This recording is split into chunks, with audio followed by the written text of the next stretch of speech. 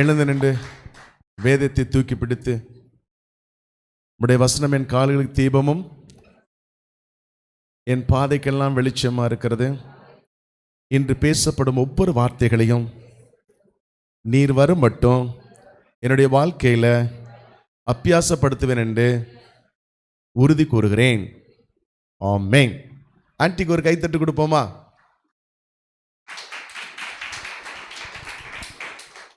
ஏன்னா எந்த சூழ்நிலையிலையும் அவங்க என்ன பண்ணிடுறாங்க, நம்மளை உற்சாகப்படுத்துறதுக்கு வார்த்தையினாலும் வந்தோடனே சிரிச்சுட்டு உள்ள வந்துடுவாங்க.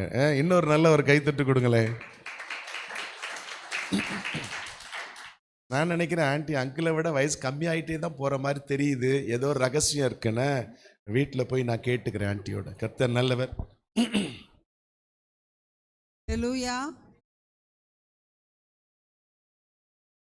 நாம் கர்த்தருடைய வார்த்தையை கேட்க போகும் முன்பதாக ஒரு சிறிய காரியத்தை சொல்லிவிட்டு ப்ரொசீட் பண்ணுறேன். இந்த மத்தேயு எழுதின சுவிசேஷத்தில் தேர்வு அநேகர் எழுதினீர்கள். அதில் கொஞ்சம் பேர் அங்கே இருக்கிறீங்க. அதில் ஒரு காரியம் நான் உங்கள் எல்லாருக்குமே சொல்லணும்னு நினச்சது, சாய்ஸ் கொஸ்டின்ஸில் நிறைய எடுத்திருந்தீங்க மாறி மாறி. ஆனால் பி பார்ட்டில் ஒரு கொஸ்டினையும் சி பார்ட்டில் ஒரு கொஸ்டினையும் யாருமே எழுதலை. எனக்கு அது ரொம்ப ஆச்சரியமாக இருந்துச்சு. ஏன்னா நீங்கள் விட்ட கேள்வி என்னன்னு கேட்டிங்கன்னா, மத்தேயு 16:18 மத்தேயு 18:20 அதை மாத்திரம் எடுத்து வாசிங்க. மத்தேயு 16:18, மத்தேயு 18:20.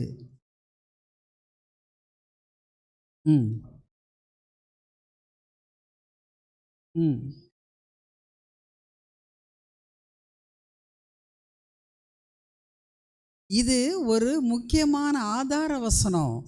பேதுருவுக்கு கர்த்தர் கொடுத்த வெளிப்பாட்டின் மேலே தன் சபையை கட்டுவேன் என்கிறார். இதை நீங்கள் கட்டாயமாக பாராமல் படிக்கணும். ஈஸியாக அந்த 2 மார்க்கை வாங்கிட்டு போயிருந்துருக்கலாம். நீங்கள் யாருமே எழுதலை. அது கொஞ்சம் எனக்கு ரொம்ப ஆச்சரியமாக இருந்தது. அடுத்தது 18:20. இதை சிறு பிள்ளையிலேருந்து நாங்கள் பிள்ளைகளை மனப்பாடம் பண்ண சொல்லுவோம் இந்த வசனத்தை.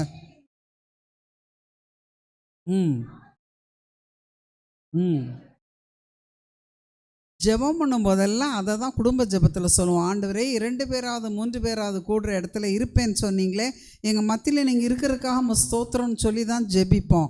அந்த வசனத்தை கட்டாயம் நீங்கள் பாராமல் படிக்கணும். அடுத்தது நீங்கள் விட்ட வசனம் பார்ட் சி கொஸ்டின் என்னன்னு கேட்டிங்கன்னா, முடிவு காலத்திலே இவையெல்லாம் நடக்கும் என்று இயேசுவானவர் எதை குறித்தார்? நான் அந்த கேள்வி எடுக்கும்போதே மத்தேயு 24 போடணும்னு நினச்சேன். ஆனாலும் பர்பஸாக தான் விட்டேன். நீங்கள் என்ன பண்ணிட்டீங்க, யாருமே அதை எழுதலை. அதனால் வீட்டில் போய் பரீட்சை எழுதினவங்க எழுதாதவங்க எல்லாருமே 24 ஆண்டவர்கிட்ட சீஷர்கள் போய் கேட்கிறார்கள், ஆண்டவரே முடிவு காலத்தில் என்னென்னலாம் நடக்கும்? அவர் அழகாக ஒரு 5-6 காரியங்களை விவரித்து சொல்லுகிறார். அவற்றை நீங்கள் போய் படிக்குமாறு உங்களை கேட்டுக்கொள்கிறேன். ரைட், நாம் இன்றைக்கு தியானத்துக்குள்ளாய் கடந்து செல்கிறோம். தொடர்ச்சியாகத்தான் செல்கிறோம். நாம் போன மாதம் பார்த்தது என்ன என்றால், தாபோர் மலையிலே இயேசுவானவர் மறுரூபமானதும், அடுத்ததாக அதற்கு முன்பதாக மலை பிரசங்க மலை தாபோருக்கே நமக்கு போன மாதம் சரியாக போயிடுச்சு. அதாவது சீனாய், எபிரேயர் 13 சொல்லப்படுகிற சீனாய் மலைக்கும் சீயோன் மலைக்கும் இடைப்பட்ட சில மலைகள் என்று சொல்லி நாம் போய் கொண்டிருக்கிறோம். அதிலே சீனாய் மலையை பற்றி தியானித்தோம். அடுத்ததாக மலை பிரசங்க மலையிலே ஆண்டவர் சொன்னது என்ன என்று சில சத்தியங்களை நாம் படித்தோம். அடுத்ததாக தாபோர் மலை, அதாவது மறுரூப மலையிலே ஆண்டவர் எப்படி மறுரூபமானார், அதனுடைய சத்தியங்களை சிலவற்றை பார்த்தோம். இன்றைக்கு நாம் போகிறது கலிலேயாவிலே ஆண்டவர் குறித்த ஒரு மலையும், நேரம் இருக்குமானால் ஒலிவ மலையும். அதாவது இவை முடிந்த பின்புதான் பரிசுத்த ஆவியானவரின் சகாப்தம் தொடங்குகிறது. அதுதான் சீயோன் மலையின் அனுபவம். எனவே இன்று நம்முடைய செய்தியின் தலைப்பு, உயிர்த்தெழுந்த கிறிஸ்து கலிலேயாவிலும் யூதேயாவிலும். உயிர்த்தெழுந்த கிறிஸ்து கலிலேயாவிலும் யூதேயாவிலும் என்று.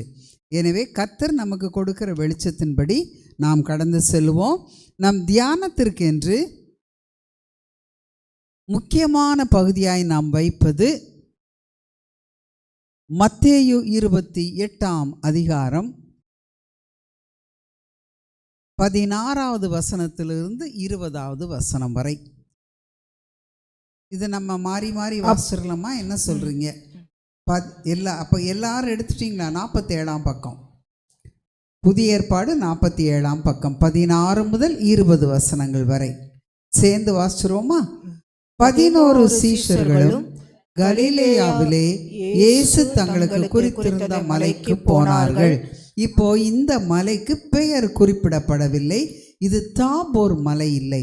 ஏனென்றால் மத்தேயு 17 தாபோர் மலையை பற்றி சொல்லப்படும் போது ஒரு உயர்ந்த மலை என்று சொல்லப்படுகிறது. இது ஒரு மேடான இடம். இந்த இடத்திலே அடிக்கடி இயேசுவும் அவருடைய சீஷர்களும் கூடியிருந்தார்கள். அநேக காரியங்களை அவர்களுக்கு அவர் உபதேசித்தார். எனவே அவர்களுக்கு இந்த மலை தெரியும். ஆண்டவர் உயிர்த்தெழுந்த பின்பு இந்த ஸ்திரீகள் போய் அவரை பார்க்க போகும்போது, என்னுடைய சகோதரரை கலிலேயாவுக்கு வர சொல்லுங்கள், அவர்களுக்கு முன்பாக நான் கலிலேயாவுக்கு போகிறேன் என்றார். அந்த மலைக்குத்தான் ஒரு குன்றுன்னு வைத்துக்கொள்ளுங்க. அந்த குன்றுக்கு தான் இவர்கள் போகிறார்கள். சரி, அங்கே அவர்கள் அவரை கண்டு பணிந்து கொண்டார்கள். சிலரோ சந்தேகப்பட்டார்கள். அப்பொழுது இயேசு சமீபத்தில் வந்து, பேனா வைத்திருந்தால் குறித்து கொள்ள வேண்டும். எப்பொழுதுமே சபைக்கு வரும்போது ஒரு பேனாவாவது நமது கையில் இருக்க வேண்டும். சமீபத்தில் வந்து, ஏனென்றால் சியோன் மலை, சீனாய் மலையிலே என்ன சொல்லப்பட்டது? அருகிலே வர வேண்டாம், மலையின் எல்லை அருகிலே யாரும் வர வேண்டாம், ஆசாரியர்களும் தூரத்திலே இருந்து பணிந்து கொள்ளுங்கள் என்று. இங்கு ஆண்டவர் அதை உடைத்தெறிகிறார். இது நமக்கு கொடுக்கப்பட்ட பாக்கியம். அவர் சமீபத்திலே, அவருடைய பாதத்தருகிலே நாம் வருகிறோம். ஆமென்.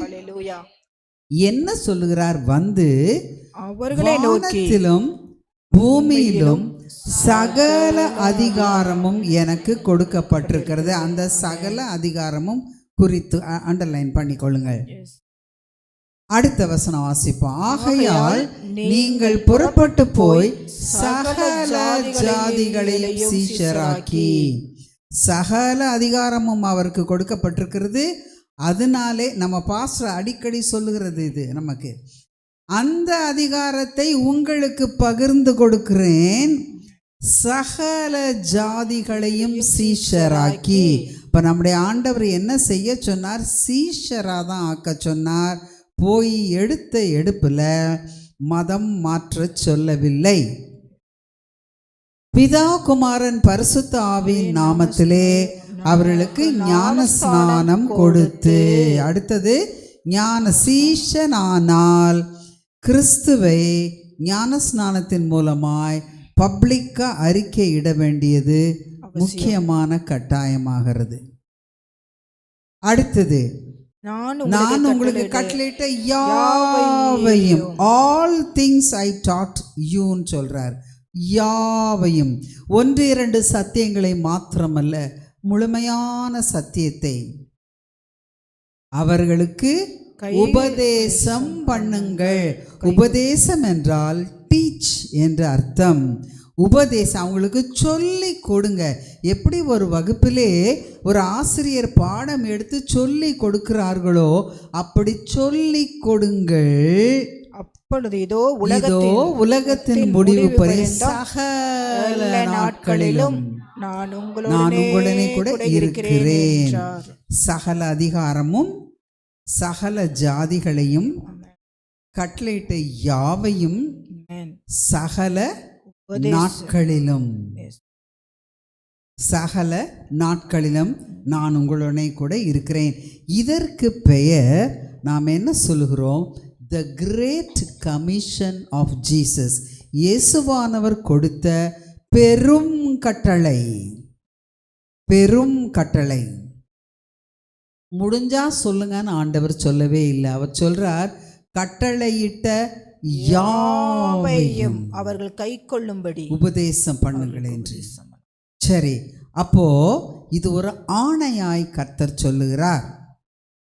அடுத்ததாக இவர் சொல்லுகிறதிலே அதிகாரம், சகல அதிகாரம் எனக்கு கொடுக்கப்பட்டிருக்கிறது என்று சொல்லுகிறார்.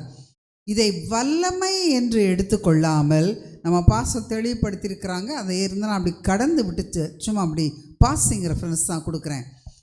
தி அத்தாரிட்டி, இதற்கு பெயர் டெலிகேட்டட் அத்தாரிட்டி, பகிர்ந்து அளிக்கப்பட்ட அதிகாரம். இயேசு கிறிஸ்துவுக்கு இருந்த அதிகாரம் அவருடைய சீஷர்களுக்கு, சீஷராகிய நமக்கு பகிர்ந்து அளிக்கப்பட்டிருக்கிறது. எனவே தைரியமாய் நாம் சாட்சியாய் வாழ்ந்து பிறருக்கு சாட்சி சொல்ல கடமைப்பட்டிருக்கிறோம்.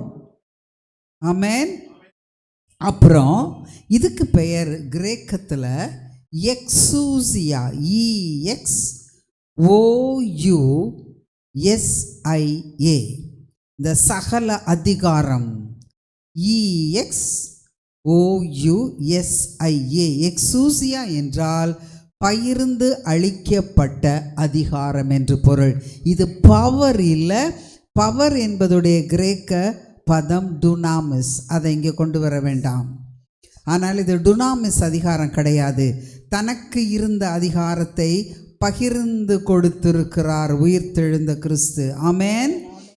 சரி, இப்போ இன்னொரு முக்கியமான காரியம், சகல நாட்களிலும் நான் உங்களுடனே கூட இருக்கிறேன் என்றார். இது வாக்குத்தத்தமா?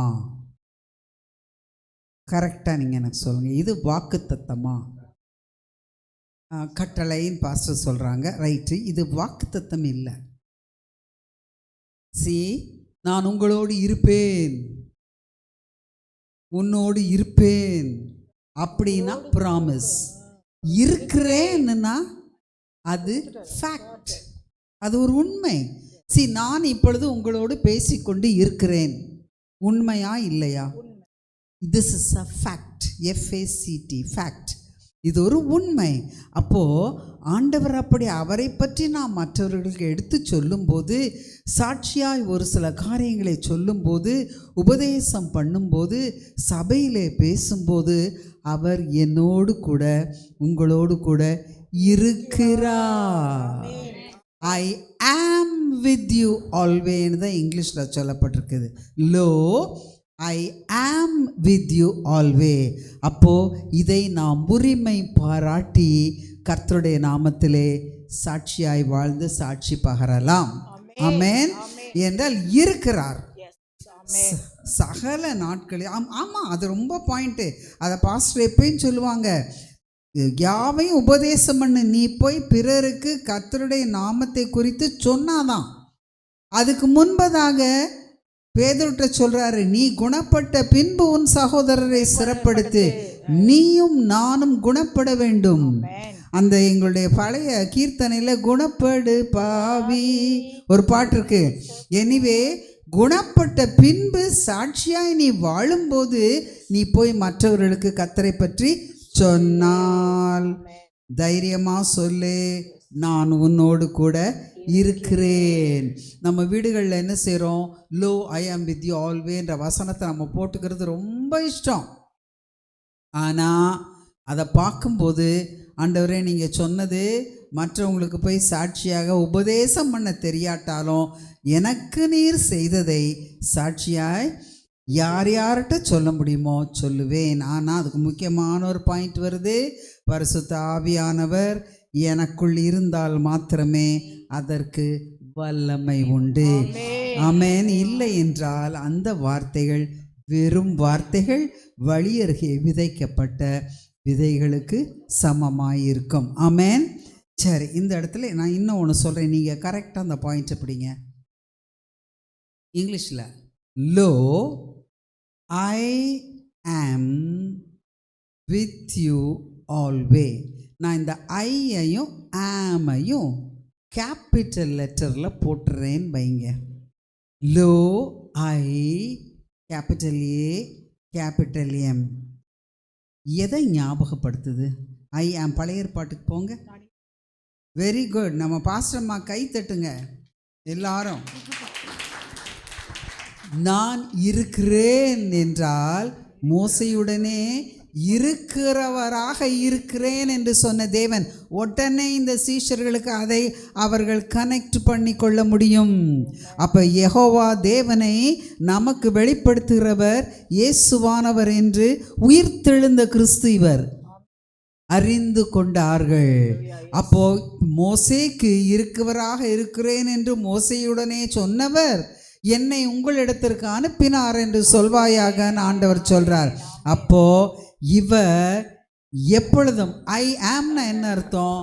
முன்பும் இருக்கிறேன், இன்றும் இருக்கிறேன், எப்போதும் இருக்கிறேன். எபிரேயர் 13:8 என்ன சொல்லுது? இயேசு கிறிஸ்து நேற்றும் இன்றும் என்றும் மாறாதவராய் இருக்கிறார். அப்ப அவரே யெகோவா தேவனை மனிதனுக்கு வெளிப்படுத்திய குமாரனாகிய கிறிஸ்து என்று கண்டு கொண்டார்கள். ஆமேன், ஆமேன். சரி, நான் ஐ ஆம் இருக்கிறவராக இருக்கிறேன்க்கு அது யெகோவா, ஜெகோவா, அல்லது நம்ம முந்தையே சொல்லியிருக்கோம் YHWH, யாவே, யாவே என்று பொருள். Capital Y, capital H, capital W, capital H, யாவே. அதை தான் இந்த இடத்துல அவர்கள் டக் என்று புரிந்து கொண்டார்கள். சரியா? இது இந்த கலிலேயா மலையிலே நடந்தது. ஆண்டவர் சொல்லிட்டார். சரி, இவங்க போகிறாங்க. மார்க்கில் சொல்லியிருக்கு, இவங்க போய் எங்கும் சுவிசேஷத்தை பிரசங்கம் பண்ணினார்கள். கர்த்தர் அவருடனே கூட இருந்து கிரியை நடப்பித்தார். ஓகே. ஆனால் லூக்கா ஒரு காரியத்தை சொல்லுகிறார். லூக்கா, நம்ம அந்த 4 சுவிசேஷத்துக்குள்ளேயும் அப்போஸ்தலருக்குள்ளேயும் தான் இருக்கிறோம். லூக்கா கடைசி அதிகாரம் 24 அதிகாரத்தில் நீங்கள் 50வது வசனத்தை வாசிங்க. பின்பு அவர் பெத்தானியா வரைக்கும் அவர்களை அழைத்து கொண்டு போய் தம்முடைய கைகளை உயர்த்தி அவர்களை ஆசீர்வதித்தார். அடுத்த வசனம் சிஸ்டர். அவர்களை ஆசீர்வதிக்கையில் அவர்களை விட்டு பிரிந்து பரலோகத்திற்கு எடுத்துக்கொள்ளப்பட்டார். அப்போ இவர் பரலோகத்திற்கு எடுத்துக்கொள்ளப்பட்டது பெத்தானியாவுக்கு அருகே நடந்தது. ஆமென். அந்த பெத்தானியாவுக்கு அருகே எங்கே நடந்தது என்பதை லூக்கா அப்போஸ்தலர் 1ஆம் அதிகாரத்திலே குறிப்பிடுகிறார். அப்போஸ்தலருடைய நடபடிகளை எழுதினது லூக்கா தான். அப்போஸ்தலர் 1:12 வசனம். அப்பொழுது வாசிங்க நீங்க. அப்பொழுது அவர்கள் எருசலேமுக்கு சமீபமாய் ஒரு ஓய்வு நாள் பிரயாண தூரத்தில் இருக்கிற ஒலிவமலை எண்ணப்பட்ட மலையிலிருந்து எருசலேமுக்கு திரும்பி போனார்கள். இது எங்க? ஆண்டவர் ஒலிவ மலையிலிருந்து கொடுத்த கட்டளைக்கு பின்பதாக. இங்கு கலிலேயாவிலே ஒரு மலையிலே ஒரு கட்டளை கொடுக்கிறார். அதற்கு பின்பு 40 நாளைக்கு அப்புறம் ஒலிவ மலையிலே ஒரு கட்டளையை கொடுக்கிறார். அதற்கு நம்ம வருவோம். இது பெத்தானியா, பெத்பகே பெத்தானியா. நாம் அந்த வெற்றி பவனி பார்க்கும்போது பார்த்துருக்கோம். நமக்கு பாஸ்டர் சொல்லியிருக்கிறாங்க, பெத்பகே பெத்தானியாவுக்கு சமீபமாய் ஒலிவ மலையிலிருந்து ஆண்டவர் வந்தார் என்று. சரியா? அப்போ எருசலேமுக்கு சமீபமான பெத்பகே பெத்தானியா ஊர், அதாவது லாசரு மரியாள் மார்த்தா ஊரிலிருந்து அந்த இடத்துல இருக்க ஒலிவ மலையிலே இருந்து அவர் இந்த ஒரு கட்டளை கொடுக்கிறார். அதை வாங்கிவிட்டு திரும்பவுமாய் எருசலேமுக்கு திரும்புகிறார்கள். அப்போ கலிலேயாவின் மலையிலே கொடுக்கப்பட்ட அந்த அனுபவம் அதிகாரத்தின் அனுபவம், சாட்சியின் அனுபவம், அவர் நம்மோடு இருக்கிறார் என்ற தைரியத்தின் அனுபவம். ஆனால் அங்கிருந்து அவர்கள் ஒலிவ மலையின் அனுபவத்திற்கு கடந்து செல்ல எடுத்து கொண்டு போகப்படுகிறார்கள். இதற்கிடையிலே ஆண்டவர் என்ன செய்கிறார் என்றால், அதே அப்போஸ்தலர் 1ஆம் அதிகாரம் 3வது வசனம்.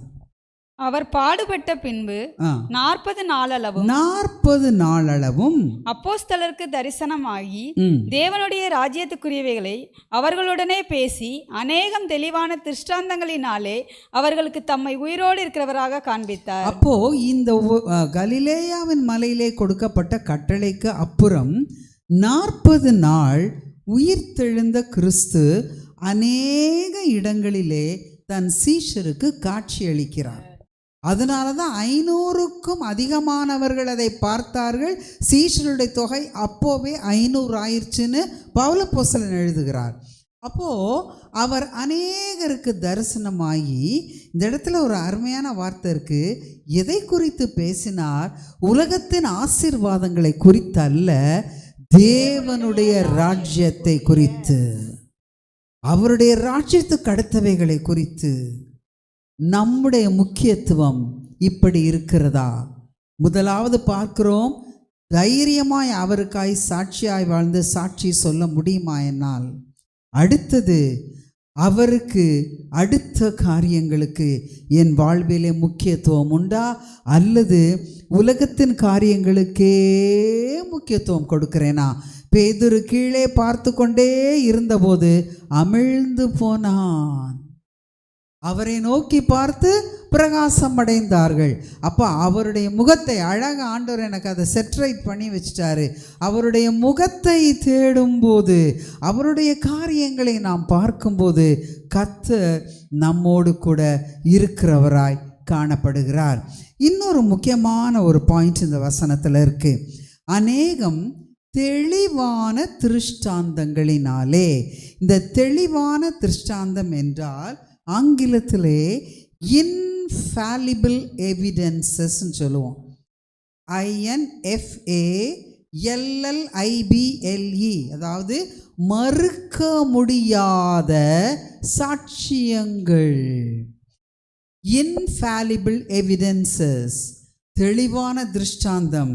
அப்படி என்றால் மறுக்க முடியாத சாட்சியங்களின் மூலமாய் தான் உயிரோடு இருக்கிறவர் என்று காட்டினார். அதனாலே தான் தைரியமாய் பெந்தேகோஸ்தே நாளுக்கு பின்பதாக நாங்கள் சாட்சிகள் என்று சொன்னார்கள் ஓடிப்போன சீஷர்கள். ஆமென். அப்படியாய் நாம் சாட்சியாய் ஜீவிக்க வேண்டுமானால் கர்த்தர் நம்மை அநேக நேரங்களிலே இன்றைக்கும் உயிரோடு இருக்கிறவராக நமக்கு அவரை காட்ட சந்தர்ப்பங்களை நமக்கு கொடுத்திருக்கிறாரா? அதை அனுபவித்திருக்கிறோமா? ஆமென். அதான் சாட்சி சொல்கிறோம். இன்றும் அவர் உயிரோடு இருக்கிறார் என்பதற்கு நாங்கள் சாட்சி. ஆமென். இந்த தெளிவான திருஷ்டாந்தம் என்பதற்கு கிரேக்க பதம் டெக் மெரியோன், TEKMERION, டெக் மெரியோன். நீங்கள் எழுதி கொள்ளுங்க அதெல்லாம். TEKMERION, டெக் மெரியோன் என்றால் தமிழ் எழுதணும்னு எழுதுங்க. டெக் மெரியோன் என்றால் தெளிவான திருஷ்டாந்தம், மறுக்க முடியாத சாட்சியம். இன்னொன்று, வேதத்திலே இந்த ஒரு இடத்திலே தான் அந்த கிரேக்க பதம் உபயோகப்படுத்தப்பட்டிருக்கிறது. இந்த ஒரே இடத்துல தான் கிரேக்க பைபிளில் அந்த பதம் பிரயோஜனப்படுத்தப்பட்டிருக்கிறது. எனவே இது எவ்வளவு முக்கியமான சாட்சியம் என்று நாம் கண்டு கொள்ளுகிறோம். ரைட்டு. ஏன் ஆண்டவர் 40 நாள் இவர்களோடு இருக்க வேண்டும்? யாத்ராகம் 24:18 நீங்கள் எடுக்க வேண்டாம், நான் வேணால் சொல்லிடுறேன் அதை. யாத்ராகம் 24:18, மோசே 40 நாள் சீனாய் மலையிலே தேவனுடைய பிரசன்னத்திலே இரவும் பகலும் தங்கி இருந்தான்.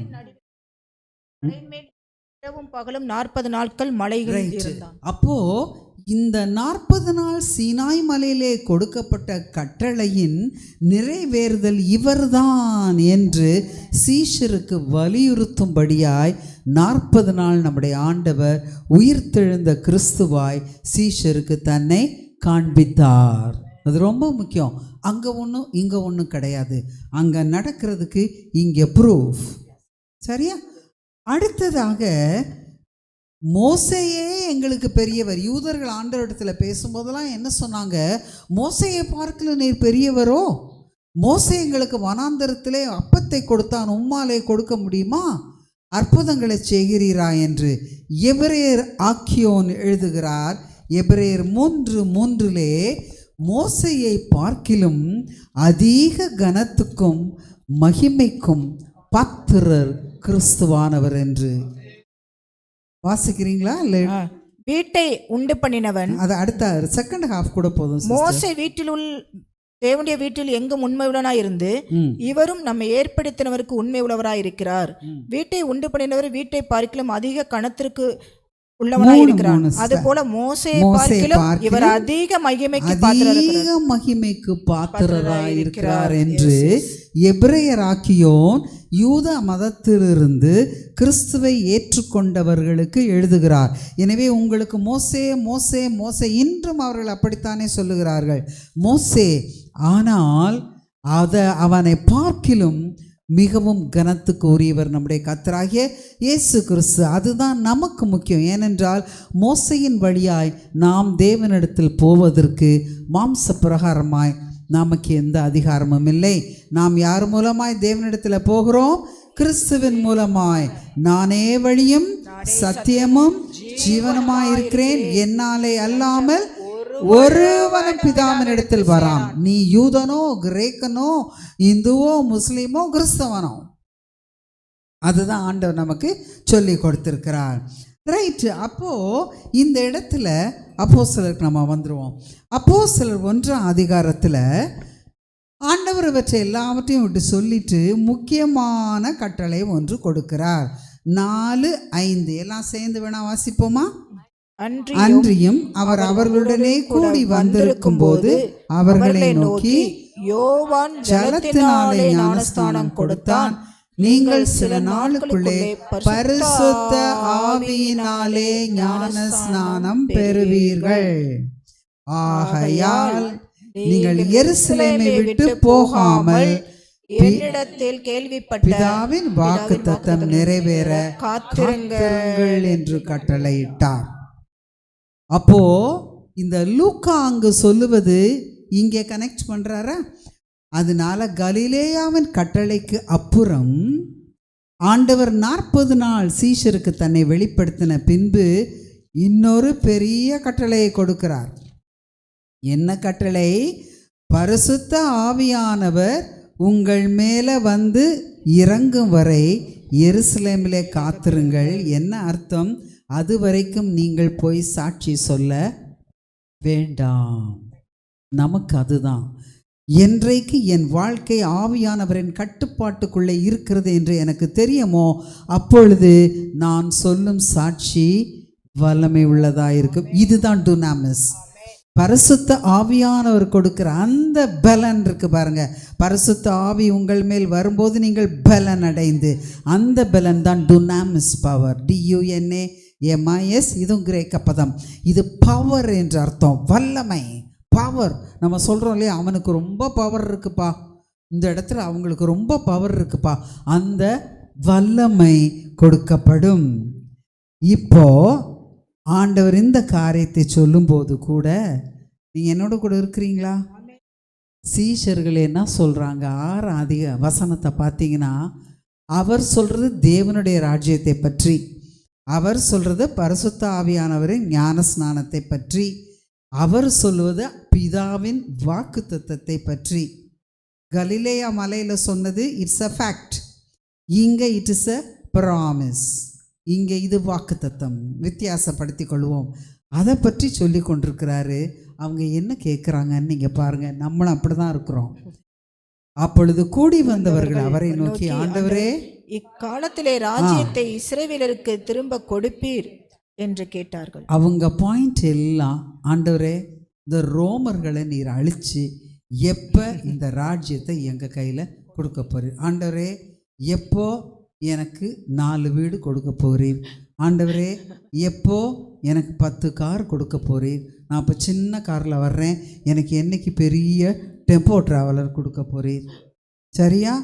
ஆண்டவரே, எனக்கு இவ்வளவு இருக்குது சுவாமி, இப்போ எனக்கு எப்போ இன்னும் தரப்போகிறேன்? அது இருக்குது, இல்லைன்னு நான் சொல்லவே இல்லை. ஆனால் அவர் மேலே காரியங்களை பற்றி பேசி கொண்டிருக்கிறார், மேலானவைகளே.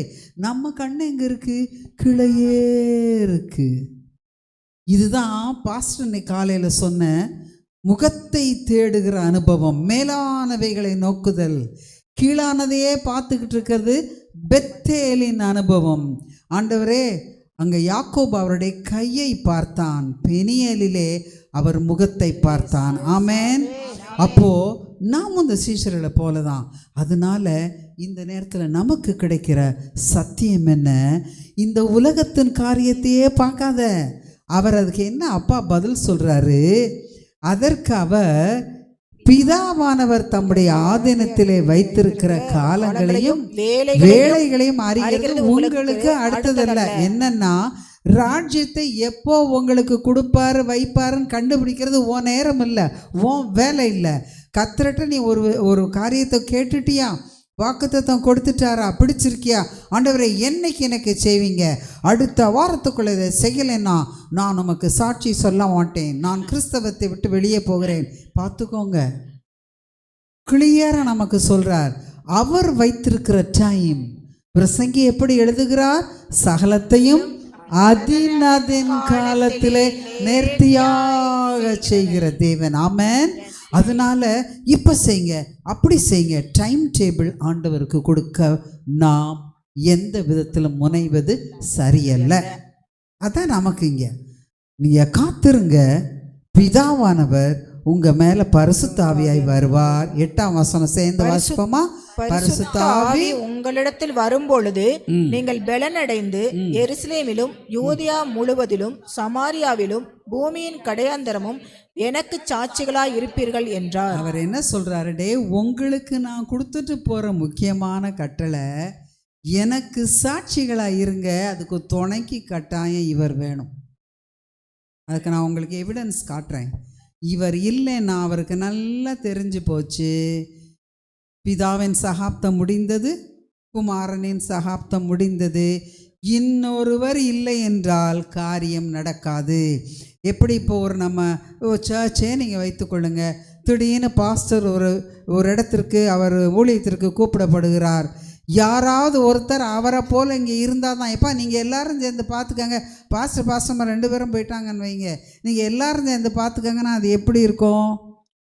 யாராவது ஒருவர் கையிலே அதிகாரம் கொடுக்கப்பட வேண்டும். ஆண்டவர் பார்த்துட்டாரு, 12ல் 1 போயிடுச்சு, 11 திசையிலே.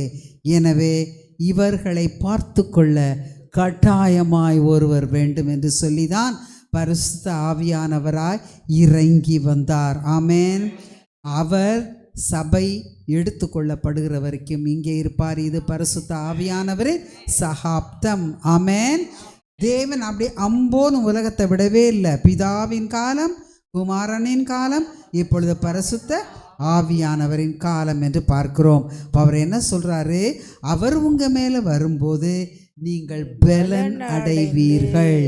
அவர் இல்லை என்றால் உங்களுக்கு பலன் இல்லை, உங்கள் சாட்சி எடுபடாது.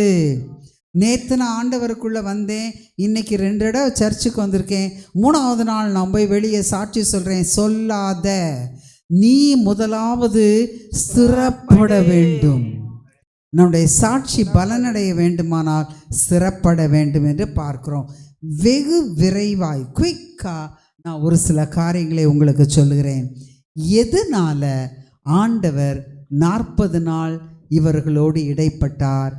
எதனால ஆவியானவர் கையில் விட்டாதான் இந்த காரியம் நடக்கும் என்று கண்டு கொண்டார்? அவருக்கு தெரியாததில்லை. இது ஒரு கோணத்தில் நான் பார்க்கிறேன். கர்த்தர் எனக்கு கற்றுக் கொடுத்த ஒரு சத்தியம். இதில் ஒரு சின்ன பகுதியை ஒரு இடத்துல நான் கேட்டிருக்கிறேன், ஒரு வல்லமையுள்ள ஊழியர் பேசும்போது கேட்டிருக்கிறேன். அதை வைத்து கர்த்தர் எனக்கு விளக்கி காட்டின அநேக காரியங்களை சேர்த்திருக்கிறேன். ஆண்டவர் உலகத்தில் இயேசுவானவர் இருக்கும்போது இந்த சீஷர்கள்ட்ட அநேக நேரம் சொல்லிக்கொண்டே வருகிறார். அதாவது, நான் பாடுபட வேண்டும், மரித்து போக வேண்டும், யூதர்கள் கையிலே அவர்கள் என்னை சிலுவையில் அறைவார்கள் என்று சொல்லிக்கொண்டே வருகிறார். ஆனால் அவங்களுடைய மனநிலை எப்படி இருக்குன்னு பார்த்தீங்கன்னா, நீங்கள் வசனத்தை எழுதி கொள்ளுங்க, வாசிக்க வேண்டாம், வீட்டில் போய் வாசிங்க. மார்க் 10:32 முதல் 45, மார்க் 2 முதல் 40, மத்தேயு 20 17 முதல் 24. மத்தேயு 20 17 முதல் 24. இங்கே என்ன நடக்குதுன்னு கேட்டிங்கன்னா, ஆண்டவர் இதை நீங்கள் கட்டாயம் வீட்டில் போய் உட்காந்து வாசிக்கிறீங்க. ஆண்டவர் சீஷர்களுக்கு தன்னுடைய என்ன நடக்க போகுது, எருசலேமுக்கு போகிறோம், அவர் தான் முன்னால் நடந்து போகிறார், அவங்க பயந்துக்கிட்டு பின்னால் தான் வராங்க. எருசலேமுக்கு போகிறோம், இந்த மாதிரி பாடுகள் பட்டு கொலையுண்டு மரித்து அடக்கம் பண்ணப்பட வேண்டும், 3ஆம் நாள் நான் உயிர் தெழுகப்பட வேண்டும் சொல்லி கொண்டு வரார். இவங்க என்ன செய்கிறாங்க, சீஷர்கள் தங்களுக்குள்ளே எவன் பெரியவனாயிருப்பான் என்று லூக்கா 22 26 24 எழுதி கொள்ளுங்கள். லூக்கா இந்த 3 வதையும் ஒன்றாவது எழுதிக்கோங்க. லூக்கா 22 26 முதல் 24 முதல் 26. சீஷர்கள் உடனே எடுத்துட்டீங்கன்னா வாசிங்க. அன்றியும் தங்களில் எவன் பெரியவனாய் இருப்பான் என்று அவர்களுக்குள்ளே வாக்குவாதம் உண்டாயிற்று. உடனே யார் அப்போ இங்கே பாரு என்னோ போக போகிறேன்னு சொல்கிறாரு, நீங்கள் மனநிலையை பார்த்துட்டே வாங்க. ஏன் ஆண்டவர் பரிசுத்த ஆவியானவருடைய கரத்தில் விட வேண்டி இருந்தது? அவர் அவர்களை நோக்கி, புறஜாதியரின் ராஜாக்கள், அதில் அப்படி கடைசியில் கூட வாசிங்க சிஸ்டர், முதல்வனாய் இருக்க விரும்புகிறவன் தலைவன் பணிவிடைக்காரனாக இருக்க கடவன். இப்போ இவங்க உடனே இவங்க என்ன செய்கிறாங்கன்னு கேட்டிங்கன்னா, சரி ஆண்டவர் போகிறாராம்ல, யார் பெரியவன் நம்மள? ஒரு சின்ன கிளாஸை நீங்கள் டீச்சர் ஒரு 10 நிமிஷம் வெளியே விட்டுட்டு போய் அந்த பார்த்துக்கோங்க, மானிட்டர்கிட்ட சொல்லாமல் ஜென்ரலாக சொல்லிட்டா, ஏய் நீ என்ன சொல்கிறது, நான் என்ன சொல்கிறது, நான் தான் பெருசு பண்ணுவோமா? அதே தான் இந்த சீஷர்கள் பண்ணுறாங்க. இவங்களை நம்பி ஆண்டவர் விட முடியுமா சபையை கட்டுறத? சொல்லுங்க, முடியவே முடியாது. அடுத்தது முதல்ல கொடுத்த போர்ஷன் மார்க் 10 மத்தேயு 20 ஒரே போர்ஷன், நீங்கள் உட்காந்து கட்டாயம் படிங்க. செபதேயின் குமாரர் இவங்க யார்? யாக்கோபு யோவானும். யாக்கோபு தான் முதல் பிஷப் ஆண்டவர் போன பிறகு ஆதி திருச்சபைக்கு. யோவான் நமக்கு தெரியும், வெளிப்படுத்தின விசேஷம் அவருக்கு தான் கொடுக்கப்பட்டது, யங்கஸ்ட். எல்லா அப்போஸ்தலர்களிலும் சரியான இயற்கை மரணம் அடைந்தது யோவான் தான். மீதி எல்லோரும் இரத்த சாட்சியாய் தான் மரித்தார்கள். அப்போது இவங்க 2 பேருடைய அம்மா செபதேயுவின் குமாரருடைய இவங்க முதல்ல என்ன செய்கிறாங்க, இவங்கெல்லாம் இருக்கட்டும், இவங்கக்கிட்ட தலைவர் போஸ்ட் இங்கே வேண்டாம், நம்ம அவர்கிட்ட எங்கே போஸ்ட்டு கேட்போம், பரலோகத்தில் கேட்போம். என்ன சொன்னாங்க அந்த வசனம் கண்டுபிடிச்சி 31 வாசிக்கிறீங்களா சிஸ்டர்? ஆகிலும் முந்தினோர் அநேகர், இவங்க 2 பேரும் இவர்கள் தாய் போய், அப்பொழுது செபதேயுவின் குமாரனாகிய யாக்கோபும் யோவானும் அவரிடத்தில் வந்து, போதகரே, நாங்கள் கேட்டுக்கொள்ள போகிறதை நீர் எங்களுக்கு செய்ய வேண்டும் என்று விரும்புகிறோம் என்றார்கள். தன்னுடைய மரணத்தை பற்றி பேசி கொண்டிருக்கிறார். இவங்க, ஆண்டவரே நாங்கள் எங்கள் ப்ரேயருக்கு முதல்ல நீங்கள் பதில் கொடுங்க ஆண்டவரே. என்ன ப்ரேயரு? நீர் பரலோகத்தில் இருக்கும்போது வலது பார்சத்திலையும், ஆகிலும் என் வலது பரியஸ்திலும் என் இடது பரியஸ்திலும் உட்கார்ந்து இருக்கும்படி எவர்களுக்கு ஆயத்தம் பண்ணியப்பட்டிருக்கிறதோ அவர்களே அல்லாமல் மற்ற கேட்குறாங்க. ஆண்டவரே யாக்கோபு ஒரு பக்கம் உட்கார்ந்துக்கட்டும், அடுத்தது அதற்கு அவர்கள், உமது மகிமையை எங்களில் ஒருவன் உமது வலது பரியஸ்திலும் ஒருவன் உமது இடது பரியஸ்திலும் உட்கார்ந்திருக்கும்படி அருள் செய்ய வேண்டும் என்றார்கள். நீ மரணமாகிறீரோ, அடிக்கிறாங்களோ, என்னத்தான் செய்கிறாங்களோ எங்களுக்கு கவலை இல்லை, எங்களுக்கு அந்த போஸ்ட் கொடுங்க. ஆண்டவர் இப்படி பதில் சொல்லிட்டாரு. என்ன சொல்லிட்டாரு? ஆண் பிதா யாருக்கு கொடுப்பாரோ அவருக்கு தான் சொல்லிட்டார். உடனே இவங்க போய் அவங்க அம்மாவை கூட்டிகிட்டு வர்றாங்க. நீங்கள் இது 2ஐயும் சேர்த்து வாசிங்க. அவங்க அம்மா ரெக்கமெண்டேஷன், ஆண்டவரே நம்ம பிள்ளைங்க ஸ்டூடெண்ட்ஸ் செய்வாங்க தெரியுமா, அவள் சொல்கிறத கேட்கலன்னா போய் வீட்டிலேருந்து பேரண்ட்ஸை கூட்டிகிட்டு வந்து, என் பிள்ளைங்களுக்கு 2 பேருக்கும் ஆளுக்கும் நீங்கள் இங்கே யாரையும் போட்டுக்கோங்க. அவர் இங்கே சாட்சி சொல்கிறத குறித்து சொல்லிகிட்டு இருக்காரு. அவர் இங்கே குறித்து பேசும்போது மேலே போயிடுறாங்க, பரலோகத்தின் காரியங்கள் குறித்து பேசும்போது இங்கே வந்துடுறாங்க. நம்ம அப்படியே தான் இருக்கோம். அப்போது அதெல்லாம் விடுங்க, இவங்க 2 பேருக்கு அங்கே இடம் கொடுங்க, இங்கே நீங்கள் யாரையோ போடுங்க, என்னமோ செய்யுங்க. அப்போ ஆண்டவர் சொல்கிறார், உங்களிலே தலைவனாக இருக்க விரும்புகிறவன் யாவருக்கும் பணிவிடைக்காரனாக இருக்க கடவன். இதுதான் இயேசுவானவர் சொல்லுகிற சர்வன்ட் லீடர்ஷிப். பணிவிடை தலைவன். தலைவனாக இருக்கணும்னா முதல்ல நீ பணிவிடை செய். சபையில் நாங்கள் வந்த உடனே எனக்கு பெரிய போஸ்ட்டு, ஒரு இடத்துல வேலைக்கு போய் சேர்ந்த உடனே என்னை டைரக்டராக போஸ்ட்டு யாராவது கொடுப்பாங்களா? கொடுக்க மாட்டாங்க. ஆனால் ஆண்டவருடைய சமூகத்தில் மாத்திரம் வந்த உடனே எனக்கு அதை கொடு, எனக்கு இதை கொடு. நீ முதல்ல பணிவிடைக்காரனாக தொடங்கு. சாமுவேல் சின்ன லைட்டு தான் கொளுத்தி வைத்தார். இஸ்ரவேலிலே சாமுவேலை ஒத்த தீர்க்கதரிசி அதற்கு முன்னுமில்லை அதற்கு பின்னுமில்லை. He was a king maker. ராஜாக்களை அபிஷேகம் பண்ணினார் என்று பார்க்குறோம். அப்போ ஆண்டவர் சொல்கிற சத்தியம் நான் ஒவ்வொரு இடத்துலையும் உங்களுக்கு சொல்கிறேன், நீங்கள் அதை மனசில் வச்சுக்கணும், குறித்து கொள்ளணும். இங்கே பணிவிடைக்காரனாக இருக்கிறவன் தான் தலைவனாக இருக்க முடியும் என்று சொல்லி ஆண்டவர் தான் அவர்கள் கால்களை கழுவி துடைக்கும் போதே காட்டுகிறார். நான் உங்களுக்கு மாதிரியை காண்பித்தேன். யோவான் 13 அதில் சொல்கிறேன். நீங்கள் இப்போ அதுக்குள்ளே போக வேண்டாம், உங்களுக்கு நான் மாதிரியை காண்பித்தேன் என்று சொல்லுகிறார். சரி, அடுத்தது ஒரு மூணே ஒரு பாயிண்ட்டை குயிக்காக சொல்லி முடிச்சிடுறேன். இவங்க இப்படி சொல்லிட்டாங்க. பேதுரு என்ன செஞ்சார்? பேதுரு மார்க் 8:27-34 வாசிக்க வேண்டாம். மார்க் 8:27-34 அங்கே மார்க் குறிப்பிடுகிறார். என்னன்னா நல்லா தெரிந்து கொள்ளணும். மார்க் பேதுருவுடைய டிரான்ஸ்லேட்டர், கிரீக் டிரான்ஸ்லேட்டர். அப்போது இந்த பேதுரு ஆண்டவர் சொல்லி கொண்டு வர்றார். இந்த மாதிரி நான் அதே தான் சொல்கிறாரு. போய் எருசலேமுக்கு போய் பாடுபடணும்னா பேதுரு சொல்கிறாரு. உங்களுக்கு எல்லாருக்கும் தெரியும், முந்தினவன் சீமோன் என்னப்பட்ட பேதுரு, எல்லாருக்கும் பெரியவர், ஆண்டவருக்கும் மூத்தவர். இந்த இட்டு வாயா அப்படின்னு கூட்டிகிட்டு போய் இதெல்லாம் உங்களுக்கு நடக்கக்கூடாது, அப்புறம் எப்படி ரட்சிப்பு நிறைவேறும், பேசாமல் வரும், அதை சொல்லிக்கிட்டே இருக்காதையும், திருப்பி திருப்பி அதானே எல்லார்ட்டையும் சொல்கிறீங்க, அப்படி தானே சொல்லியிருப்பார்.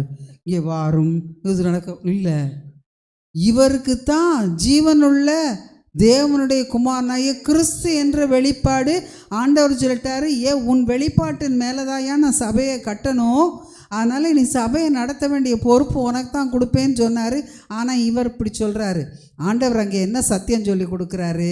அப்பாலே போ சாத்தானே, பின்னாக போ சாத்தானே, நீ தேவனுக்கு ஏற்றவைகளை சிந்தியாமல் மனிதனுக்கு ஏற்றவை சிந்திக்கிறாய். நாம் எத்தனை நேரத்தில் அப்படி இருக்கிறோம்? அப்போ ஆண்டவர் நமக்குள்ளே இருக்கிற சாத்தானை விரட்ட வேண்டியதாய் நிலைமை வருகிறது. சரியா? ரைட். அங்கே ஆண்டவர் அவன் பேதுருக்கு அப்படி சொல்லி கொடுத்தார். உயிர் தெழுந்த பின்பாவது, அதுக்கு முன்னால் பேதுரு மறுதளிச்சிட்டாரு. அவரை ஆண்டவர் நிலை நிறுத்த வேண்டி இருந்துச்சு. அதுக்கு நான் வரேன். எல்லாரும் விட்டுட்டு ஓடி போயிச்சாங்க. இந்த மார்க்கு தன் பொத்தி கொண்டிருந்த போர்வையை விட்டு விட்டு நிர்வாணமாய் ஓடிப்போனான். அந்த வாலிபன் தான் மார்க்கு.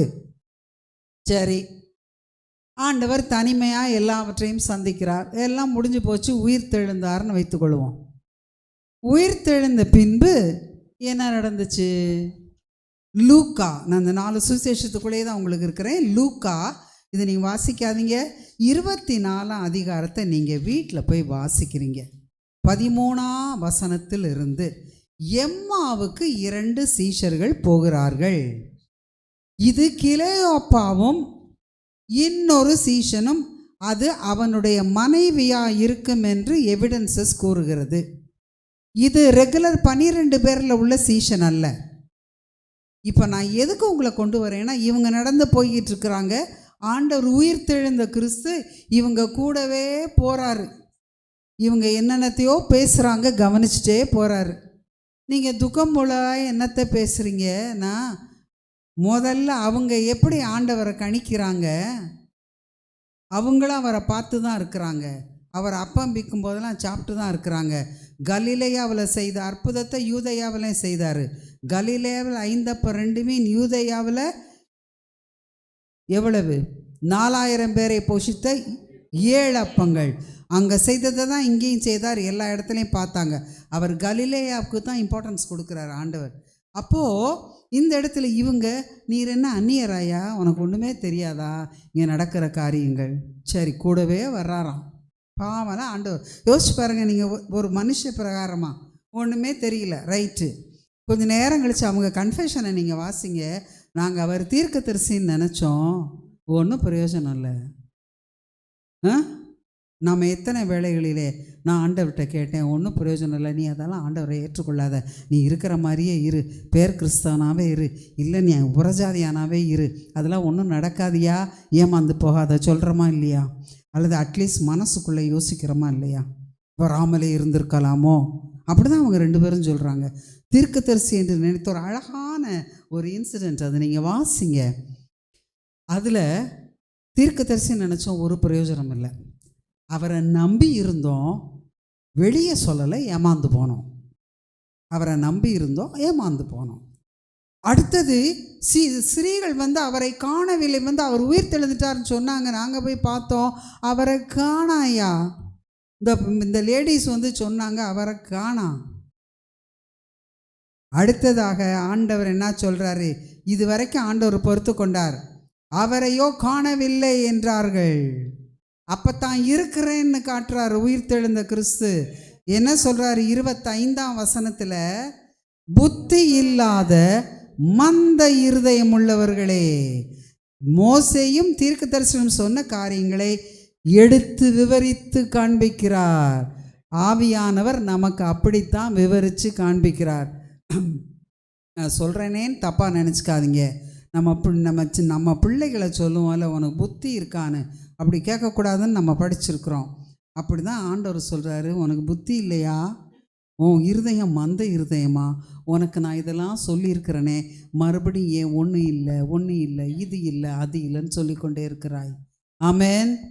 அப்போ அந்த இடத்துல கண்கள் திறக்கப்படுகிறது, நம்முடைய கண்களும் திறக்கப்பட வேண்டும். கடைசியாக யோவான் 14 21 வரைக்கும் நான் இதில் நடக்கிற காரியங்களை குயிக்காக 5 நிமிஷத்தில் சொல்லிடுறேன். யோவான் 14 ஆண்டவர் பேசிக்கொண்டே வருகிறார். 14 அங்கே அவர் சொல்கிறாரு, நான் உங்களுக்கு என்று ஒரு இடத்தை ஆயத்தம் பண்ண போகிறேன். தோமா உடனே கேட்குறாரு, இடமே தெரியாதியா, வழி எப்படி தெரியும், நீ எங்கே போகிறன்னு எங்களுக்கு என்ன தெரியும்? அப்போ எந்த லட்சணத்தில் அவர் சொன்ன சத்தியங்களை கேட்டிருக்கிறார்கள், எந்த லட்சணத்தில் நாம் பிரசங்கங்களை கேட்கிறோம், எந்த லட்சணத்தில் வேதத்தை வாசிக்கிறோம்? உடனே அவர் சொல்கிறாரு, நானே வழியும் சத்தியமும் ஜீவன். ரைட்டு. நீன தோமாவா கேட்ட? பிலிப்பு அடுத்தா போல. பிலிப்பு, நீர் எல்லாம் இருக்கட்டும் யா, நீ பிதாவை மாத்திரம் எங்களுக்கு காட்டும், உங்கள் கூடவே இருக்கிறோம், பிதாவை கண்ணில் நாங்கள் பார்த்ததில்லை, அங்கே சொல்லியிருக்குல்ல, தேவனை ஒருவனும் ஒரு காலம் கண்டதில்லை, அவருடைய மடியில் இருந்த குமாரனை வெளிப்படுத்தினார், இவங்க கூடவே இருந்தவங்க தான், அதை காட்டும், போதும், நீர் எங்கேயும் போகும் சொல்கிறோம்ல ஆண்டவர்கிட்ட. ஆண்டவரே, நீர் உயிரோடு இருக்கிறீர் என்று எனக்கு நிரூபியும், அது போதும், நீர் என்னத்தையும் மன்னிக்கொள்ளும். என்ன சொல்கிறாரு? என்னை கண்டவன் பிதாவை கண்டான். நிஜமாவே ஆண்டவர் உண்மையான கடவுளா? சந்தேகம் இருந்தால் பைபிளை படி. என்னை கண்டவன் பிதாவை கண்டான் அப்படின்னு சொல்ல வேண்டி இருந்துச்சு. இத்தனைக்கு மத்தியில் யூதாஸ் காட்டி கொடுத்தான், பேதுரு மதில் தான். அடுத்ததாக இந்த யோவான் 21 அதிகாரம், நீங்கள் அதை வீட்டில் போய் படிங்க. அதில் என்ன நடக்குது? 20 கடைசியிலேயே எல்லாருக்கும் ஆண்டவர் உங்களுக்கு சமாதானம்னு சொல்லிட்டார். அப்பையும் தோமா என்ன சொல்கிறாரு? அவருடைய காயத்திலே என் விரலை போட்டால் ஒழிய விசுவாசிக்க மாட்டேன். அப்போ ஆண்டவர் அங்கே கொள்கிற சத்தியம் என்ன? அவிசுவாசியாயிராமல் விசுவாசியாயிரு என்றார். தோமாவே, என்னை கண்டதுனாலே நீ விசுவாசிக்கிறாய், காணாதிருந்தும் விசுவாசிக்கிற நாம் பாக்கியவான்கள். அவனை பார்த்து தோமாவை அவிசுவாசின்னு சொல்கிறாரு, நம்மளை பார்த்து பாக்கியவான்கள்னு சொல்கிறார். நாம் அதற்கு எத்தனை வேளைகளிலே தகுதியாக இருக்கிறோம்? ஆமென். ஆண்டவரே, நான் விசுவாசிப்பேன், நான் பாக்கியவானாக இருப்பேன் சொல்லுவோமா? ஆண்டவரே, உம்முடைய வார்த்தைகளை நான் விசுவாசிப்பேன், அந்த பாக்கியத்தை நான் எடுத்துக்கொள்ளுவேன். 21 அதிகாரத்தில் ஒரு சின்ன காரியம் நடக்குது. பேதுரு ஆண்டவர் தான் முடிச்சிட்டார், இன்னும் இருக்கிறார். ஆண்டவர் உயிர்த்தெழுந்து போகலை, பரமேறலை. ஒலிவ மலையில் தான் அவர் பரமேறி போகிறார். பேதுரு 7 பேரை கூட்டிக் கொண்டு மீன் வலையையும் எடுத்துக்கொண்டு முந்தினவனாகிய பேதுரு எல்லாவற்றுக்கும் முந்தி போய் 7 பேரையும் மீன் பிடிக்க இழுத்து சென்றார். எவ்வளோ பெரிய காரியம். பேதுருட்ட ஆண்டவர் என்ன சொன்னார்? திருப்பி போயிரு, எல்லாரையும் சேர்த்து நீயும். ரொம்ப கவனமாக இருங்க. நீங்கள் பின்வாங்கும்போது குடும்பம் பின்வாங்கும். உன்னை சார்ந்தவர்கள், உன்னிடத்திலிருந்து ஆண்டவரை பற்றி கேட்டவர்களும் சேர்ந்து பின்வாங்குவார்கள். பின்னாலே நம்ம சிஸ்டர் எப்பயும் சொல்லுவாங்க, பாஸ்டர்மா, கலைப்பையின் மேல் கையை வைத்து பின்னிட்டு பார்க்கிறவன் பரலோக ராஜ்யத்துக்கு தகுதியான அவனுக்கு ஆண்டவர் சொன்ன சத்தியம் என்ன? ஒரே ஒரு சத்தியம் சொல்கிறாரு. போய் எல்லாம் பார்த்து, இதே நீங்கள் வீட்டில் போய் படிங்க, பார்த்துடுறாரு. புசிக்கிறதுக்கு பிள்ளைகளே ஏதாகிலும் உண்டா? இதே ஒரு படவில் தான் ஆண்டவர் பிடிச்சாரு. இதே படவில் தான் மறுபடியும் நிலைநிறுத்த வேண்டியிருக்கு. அப்போது என்ன சொல்கிறான் பேதுரு? ஒன்றுமில்லை. லூக்கா 5 என்ன சொன்னான்? ஒன்றுமில்லை, ஒன்றுமில்லை. அப்போது ஆண்டவரை விட்டு போனால் ஒன்றுமில்லாத நிலைமைக்குத்தான் வருவோம். அதில் ஆண்டவர் ஒரு காரியத்தை அந்த இடத்துல சொல்கிறாரு. படகுக்கு வலதுபுறமாக வலையை போடுங்கள். நான் அதில் ஒரு சின்ன காரியம் நான் இங்கிலீஷில் சொல்கிறேன், எனக்கு நீங்கள் கரெக்டாக அர்த்தம் சொல்லிடுங்க. Put your nets, cast your nets on the right side of the boat. வலதுபுறம்னு தமிழில் சொல்லிடுறோம். On the right side of the boat. என்ன சொல்லுது? கரெக்டு. நீ சரியான பக்கத்தில் போடப்பா. நீ போட்டிருக்கிறது ராங் சைட், தவறான பக்கம். எத்தனை வேளைகளிலே ஆண்டவருடைய காரியங்களை பெற்றுக்கொள்ள நம்முடைய விசுவாசம், நம்முடைய செயல்களை நாம் இருக்கிற கிறிஸ்துவாகிய பேழைக்கு அப்பிதமான சைடில் போடுறோம். ஆண்டவர் நமக்கு சொல்லுகிற சத்தியம், சரியான பக்கத்தில் போடு, அந்த வலை கிழிந்து போகத்தக்கதாய் நீ பெற்றுக்கொள்வாய் இக பர நன்மைகள், ஆவிக்குரிய உலக பிரகாரமான நன்மைகளை அப்படியாய் பெற்றுக்கொள்வோம் என்று ஆண்டவர் சொல்லுகிறார். அதனால தான் இப்படிப்பட்டவங்களை விட்டுட்டு போக முடியாது. நீங்கள் பரிசுத்த ஆவியானவர் வர்ற வரைக்கும் எருசலேமிலே காத்திருந்து பலனடைந்து எனக்கு சாட்சிகளாக இருப்பீர்கள். இப்போதான் யோவான் 15 கடைசி வசனத்தில் ஆண்டவர் சொன்ன காரியம் நிறைவேறுகிறது. அதை மாத்திரம் சேர்ந்து வாசித்து முடிச்சிருவோம். 15, நீங்களும் ஆதி முதல் என்னுடனே கூட இருந்தபடியால் எனக்கு சாட்சிகளாய் இருப்பீர்கள். அதுக்கு முந்தின வசனம் கடைசி எப்படி இருக்குது?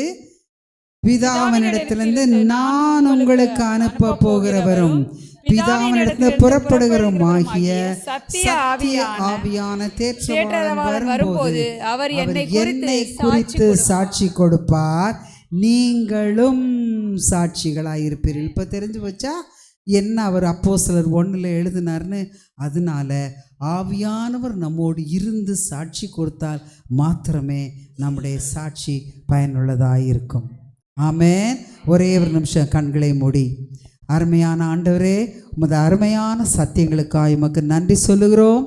ஆவியானவருடைய பலனை பெற்று அவருடைய அருளை பெற்று உயிர்த்தெழுந்த கர்த்தராகிய கிறிஸ்துவே, நாங்கள் பலனடைந்து நீர் எங்களோடு இருக்கிறதை உணர்ந்தவர்களாய் உமக்கு சாட்சியாய் வாழ்ந்து சாட்சி சொல்ல, let us live as witnesses and let us witness to the people. அப்படியா எங்களை மாற்றி அந்த சீஷர்கள் எவ்வளவு உண்மையோடு அதை செய்தார்களோ அதே போல அதே தப்பிதங்களுக்குள்ளே விழுகிற எங்களை கர்த்தர் பலப்படுத்தி பிரயோஜனப்படுத்தி சபையை நீர்தாமை உயிர்ப்பித்து கலங்கரை விளக்கமாய் மாற்றும்படி உடைய கரத்தில் ஒப்பு கொடுத்து வேண்டிக் கொள்கிறோம் நல்ல பிதாவே. ஆமேன், ஆமேன்.